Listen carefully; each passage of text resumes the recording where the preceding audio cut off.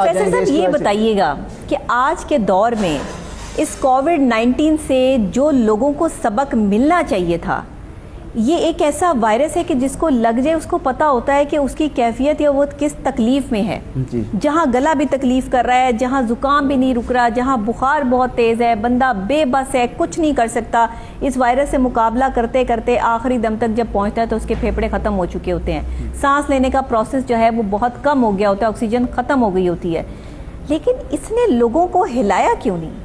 ये क्या है जो इससे रिकवर होके वापस आ गए? वो तो बाद में फिर ऐसे जो है वो उनके अंदर एक अलग से जो है वो चीज़ मैंने देखी कि मैंने कोई ऐसा नहीं देखा कि किसी को कोविड हुआ और उसके बाद उसने तौबा इस्तगफार कर लिया और अल्लाह के रास्ता इख्तियार कर लिया हो कि तौबा मैं तो मतलब मर के वापस आया हूँ, तो मुझे जो है वो अब अपनी दीन को देखना है, अपनी दुनिया को छोड़ दें कि दीन और दुनिया साथ लेकर चल रहे हैं कि प्रॉपर दुनिया की तरफ हो गए। तो ये क्या मतलब ऐसा क्यों? दरअसल ये जो ऐसी झटका लगता है बंदे को, तो बंदा तो फौरन से अल्लाह की तरफ दौड़ता है। ऐसे मौके होते हैं ना, दरअसल डॉक्टर साहबा, अल्लाह पाक कुरान पाक में फरमाते हैं कि ऐसे हालात में मैं इंसान को झंझोड़ता हूँ, मैं उसको अपनी निशानियां दिखाता हूँ। ये झटका है, ये झटका है, ये झटका लगा तो इस झटके से बंदा अल्लाह की तरफ क्यों नहीं गया? ये तो फिर दुनिया में वापस आ गए। बस हमारे ऊपर दुनिया का गलबा इस हद तक है, इस हद तक हम मादियत परस्तो हो चुके हैं, इस हद तक दीन से दूरी और लादीनियत जो है वो हम पर गालिब आ गई है कि हमें ये झंझोड़ना भी, सिवाय इसके कि हम खुद उस प्रोसेस का हिस्सा ना हो जाएं। यानी इतनी बेहिसी और बेबाकी हमारे अंदर जो है वो दाखिल हो चुकी है कि हमारे यहाँ जब तक अपने घर से कोई मैयत ना उठे या अपने घर में कोई उसका जो है वो निशाना ना बने, कोई विटनेस ना हो उसका, तब तक हमें एहसास ही नहीं जागता इस बात का। कौन सा क़ुव्वत है, ये कौन सा भाईचारा है, ये कौन सी मुसावात है, ये हमें दर्स किस दरअसल रसूलुल्लाह सल्लल्लाहु अलैहि वसल्लम ने जब मिसाक मदीना जो मशहूर और मारूफ है, आपने जो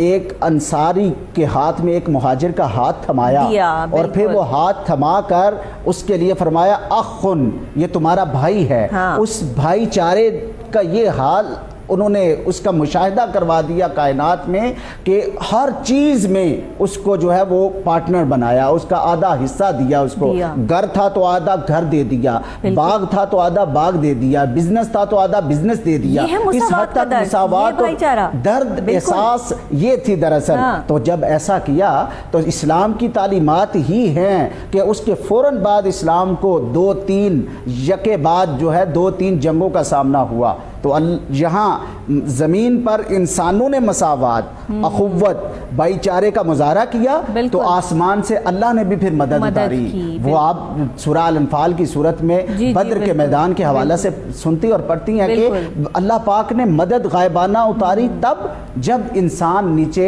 यकजा थे, जब इंसान भाईचारे, अखुव्वत, मसावात और सब्र इस्तक़लाल का पैकर थे। तो ऐसे में अल्लाह की मदद उतरती है, फिर कोई मुश्किल नहीं रहती, फिर वो हल होने की तरफ जाती है कि 313 के मुकाबले में 1000 से भी ज़ायद हो तो उनके लिए कोई प्रॉब्लम नहीं होती, क्योंकि उनका यकीन अल्लाह पर होता है। अब अंदाज़ा लगाइए कि इकबाल कहते हैं फ़िरका परस्ती है कहीं और कहीं जाते हैं, क्या ज़माने में पनपने की यही बातें हैं? बेशक, मतलब बेशक। ये क्या हमने ये उस वक्त जो आज से कई साल पहले जो है वो इकबाल की सोच ये कह गई, आज हम इस पर जो है वो गौर नहीं करते कि हम फ़िरका बंदी में बटे हुए हैं। अल्लाह भी एक है, रसूल भी एक है, कुरान पाक भी एक है, दीन एक, ईमान एक, फिर हम क्यों बट गए? दरअसल जो आपका जो दर्द है, जो अलमिया जो आप बता रहे हैं, इसको दुआया अंदाज में यूँ कहते हैं, ए खासा खासान रसूल वक्त दुआ है, उम्मत पे तेरी या के जब वक्त पड़ा है। वो दीन जो बड़ी धूम से निकला था, आज वो गरीबुल गुरबा है, आज वो जो है वो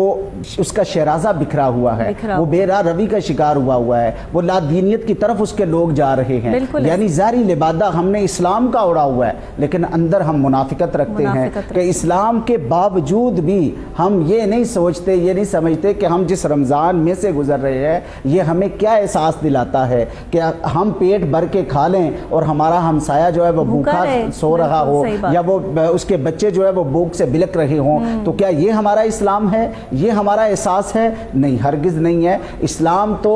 دراصل اگر ایک جملے میں آپ کہیں تو میں کہوں گا کہ اسلام کلیتاً احساس کا نام ہے۔ اچھا، آج کل لوگوں نے، میں بہت سارے ایسی ایسوسیٹ ہوں، خواتین کے ساتھ بھی اور لوگوں کے ساتھ بھی، ہمارا اٹھنا بیٹھنا سب لوگوں کے کیٹیگریز میں ہوتا ہے۔ لیڈ کلاس کی اگر بات کر لیں تو وہاں کسی کی مدد کرنا فیشن بن گیا ہے۔ ایسے ہی ہے۔ وہ فیشن جو ہے اس کو تمام خواتین میں، مردوں میں، بچوں میں بتایا جاتا ہے کہ میں نے فلاں کی مدد کی، میں نے فلاں کے گھر یہ دیا، میں نے یہ کیا، میں نے وہ کیا، اور اس کو ایک ماڈرنزم میں لا کر جو ہے وہ لوگ اس کی شو بازی کرتے ہیں۔ اب یہ قوت اور بھائی چارے کا کون سا درس تھا کہ جس میں ہم نے اپنے، اگر اللہ نے ہمیں دیا ہے اور اللہ تعالیٰ نے ہمیں نوازا ہے تو ہم بندوں کو جو ہے وہ یہ کہتے پھریں کہ ہم نے فلاں کی مدد کی اور ہم نے اس کو جو ہے وہ دیا اور ہم نے تو اس ٹائم پہ۔ اور اگر ہاں، ایک اور بڑی خاص بات جو اس ٹائم میرے ذہن میں آ گئی کہ اگر ہم کسی کی مدد کر دیں اور وہ بندہ کبھی کسی موقع پہ ہمارے ساتھ غلط کر دے نا، یا کوئی اونچی آواز سے بات ہی کر لے، تو ہم فوراً سے 4 بندوں کے سامنے کہتے ہیں لو فلاں ٹائم پہ میں نے اس کی مدد کی تھی، آج یہ بندہ میرے سامنے کیسے زبان چلا رہا ہے، آج یہ بندہ میرے سامنے جو ہے وہ کیسے بول رہا ہے۔ اب یہ مجھے بتائیے گا کہ یہاں میرے آقا حضرت محمد صلی اللہ علیہ وآلہ وسلم کا فرمان کیا ہے ایسے لوگوں کے لیے؟ حضور صلی اللہ علیہ وآلہ وسلم نے فرسٹ آف آل ڈاکٹر صاحبہ فرمایا کہ جس پر نیکی کرو اس کے شر سے بچو۔ پھر حضور صلی اللہ علیہ وآلہ وسلم نے فرمایا کہ تم اگر کسی کے ساتھ خیر کرو، بھلائی کرو، کسی کی جو ہے نیڈز پوری کرو، کسی کی ہیلپ کرو، تو ایک ہاتھ سے دو اور دوسرے ہاتھ کو پتہ تک بھی نہ ہو۔ یہ مولا علی کا قول ہے نا، جس کے ساتھ نیکی کرو بھول جاؤ، اس کے شر سے بچو۔ جی ہاں، بالکل۔ اب آپ دیکھ لیں کہ یہ کیا ہو رہا ہے ہمارے معاشرے میں۔ جی، ہم شر سے کیا بچے، بس نیکی کریں اور بھول جائیں۔ ہم بھولتے نہیں، ہم تو یاد رکھتے ہیں، ہم اسے یاد رکھتے ہیں اور پھر وہ جا بجا مقامات پر اسے اتراتے بھی ہیں، اسے بتاتے بھی ہیں۔ اس کی دراصل صورت جو ہے وہ اگر ہو سکتی ہے جو دکھاوے کی صورت میں یا جسے کولیکٹیو ایکٹیویٹی کے طور پہ کیا جاتا ہے، وہ مختلف آرگنائزیشنز ہیں، وہ ہو سکتا ہے کہ جو کولیکٹیو ایکٹیویٹی کرتی ہیں اور اس کے ساتھ لوگ ملے ہوتے ہیں، تو یہ ایک صورت ہو سکتی ہے کہ جسے پبلک کیا جا سکتا ہے یا جس کی کوریج کی صورت۔ لیکن دوسری صورت میں وہ اگر وہ انہیں اپنا بتانا بھی تو ہے نا، انہیں اپنا یہ بھی تو بتانا آرگنائزیشنز کو کہ ہم نے یہ بانٹا ہے اور ہم نے یہ دیا، ورنہ وہ بھی تو آگے جواب دیں۔ صحیح بات ہے، بالکل ایسے ہی ہے۔ لیکن یہ جو آپ عمل بتا رہی ہیں، ویژول کا عمل جو ہے وہ ہمارے ہاں یہ جو فیشن بن گیا ہے، یہ بھی ہمارا جو عمل ہے دراصل اس کی حقیقت کو ختم کرنا ہے، یعنی اس کے اثر کو زائل کرنا ہے خود اپنے ہاتھوں سے ہی، کہ ہم کسی کی ہیلپ کر سکتے ہیں۔ اللہ نے اگر اس پوزیشن میں رکھا ہے، ہمیں اس استطاعت کے ساتھ رکھا ہے کہ ہم کسی کی ہیلپ کر سکتے ہیں، تو پھر اس کی یہی صورت ہونی چاہیے کہ آپ خاموشی کے ساتھ، گمنامی کے ساتھ، اس کی سیلف رسپیکٹ کو بھی مد نظر رکھتے ہوئے اس کی اس طرح ہیلپ کریں کہ اس کی ضرورت بھی پوری ہو جائے اور معاشرے میں بھی اس کو جو ہے وہ کسی طرح کی جو ہے وہ دشواری کا سامنا نہ ہو، اور نہ کہ اس مقصد کے لیے۔ اور ویسے بھی صدقات تو اس سے زائل ہو جاتے ہیں اگر آپ نے اس سے کوئی غرض رکھی ہے، اگر کوئی لالچ رکھی ہے، یا کسی کام کے لیے کہ آج میں